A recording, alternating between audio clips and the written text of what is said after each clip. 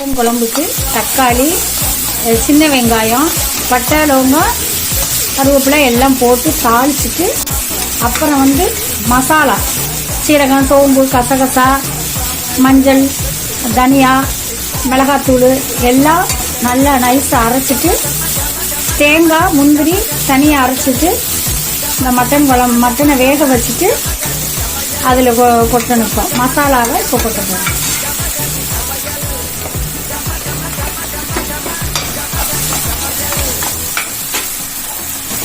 சோம்பு, கசகசா, தனியாத்தூள், மிளகாத்தூள் நைஸாக அரைச்சிட்டு ஈரல், கறி, எலும்பு போட்டு மிக்ஸ் பண்ணணும். கொதிச்சு வந்த உடனே ஆஃப் பண்ணிடணும். கொத்தமல்லியை தூள் ஆஃப் பண்ணிடணும். சுவையான மட்டன் குழம்பு ரெடி.